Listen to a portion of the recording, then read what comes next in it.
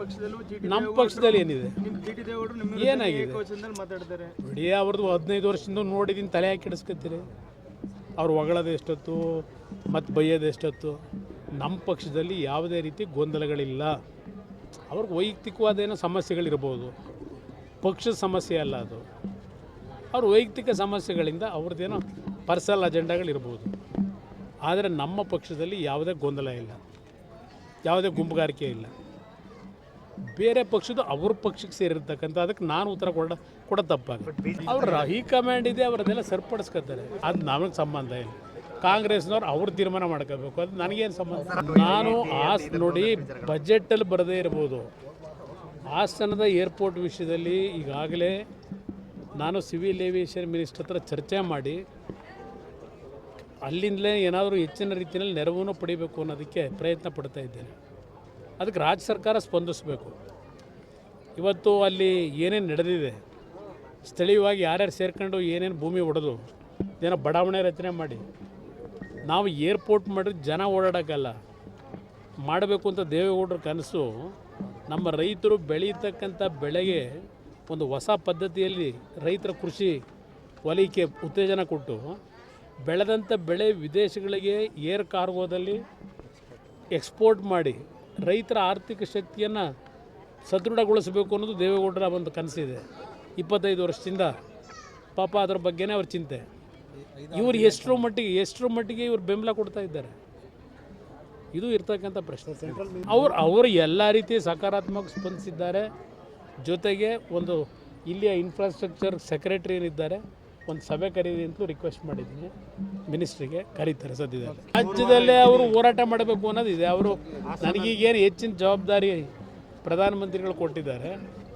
ಇಲ್ಲಿ ಪಕ್ಷದ ಸಂಘಟನೆಗೆ ನನ್ನ ವಯಸ್ಸಿನ ಸಮಸ್ಯೆ ಇದ್ದರೂ ಪಕ್ಷದ ಸಂಘಟನೆಗೆ ಕಾರ್ಯಕರ್ತರಿಗೆ ಒಂದು ಶಕ್ತಿ ತುಂಬಲಿಕ್ಕೆ ನಾನೇ ಓಡಾಡಬೇಕು ಅಂತಕ್ಕಂಥ ನಿರ್ಧಾರ ಮಾಡಿದ್ದೀನಿ ಅಂತ ಈಗಾಗಲೇ ಘೋಷಣೆ ಮಾಡಿಬಿಟ್ಟಿದ್ದಾರೆ. ಈಗ ನನಗೆ ಬೇರೆ ಬೇರೆ ರೀತಿಯಲ್ಲಿ ಒತ್ತಡಗಳಿದೆ ಅಂತ ಹೇಳಿ.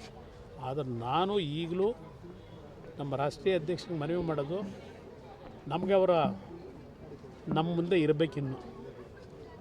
ಈ ರಾಜ್ಯಕ್ಕೆ ಅವರ ಒಂದು ಕನಸುಗಳೇನಿತ್ತು ಅದನ್ನು ನನಸು ಮಾಡತಕ್ಕಂಥ ಒಂದು ಕಾಲ ಈ ನಾಡಿನ ಜನತೆ ಕೊಡ್ತಾರೆ ಅಂತಕ್ಕಂಥ ನಂಬಿಕೆ ಇಟ್ಕೊಂಡಿದ್ದೇನೆ. ಅದನ್ನು ಅವ್ರು ಕಣ್ಣಾರೆ ನೋಡಬೇಕು. ಅವ್ರು ಮಾಡೋಕ್ಕಾಗದೇ ಇದ್ದುದನ್ನು ಇವತ್ತು ಈ ರಾಜ್ಯದ ಅಭಿವೃದ್ಧಿಗೆ ನನ್ನದೇ ಆದಂಥ ಒಂದು ಕಲ್ಪನೆ, ಅವರು ನಮಗೇನು ಮಾರ್ಗದರ್ಶನ ಕೊಟ್ಟಿದ್ದಾರೆ ಅದು ಇಟ್ಕೊಂಡಿದ್ದೇವೆ. ಆ ಕಾರ್ಯಕ್ರಮಗಳನ್ನು ತರಬೇಕು ಅಂತಕ್ಕಂಥದ್ದು ನನ್ನ ಒಂದು ಯೋಜನೆ ಇದೆ. ಇವತ್ತು ನೋಡಿ, ಕೇಂದ್ರ ಸರ್ಕಾರದಲ್ಲೇ ಎಲೆಕ್ಟ್ರಾನಿಕ್ ಟಾಯ್ಸ್ಗೆ ಉತ್ತೇಜನ ಕೊಡಬೇಕು ಅಂತ ತೀರ್ಮಾನ ಮಾಡಿದ್ರು. ನಾನು 14 ತಿಂಗಳು 2ನೇ ಬಾರಿ ಮುಖ್ಯಮಂತ್ರಿ ಆದಾಗ 9 ಇಂಡಸ್ಟ್ರಿಯಲ್ ಕ್ಲಸ್ಟರ್ನ ರಾಜ್ಯದಲ್ಲಿ ಮಾಡಬೇಕು ಅಂತ ಇದ್ದೆ.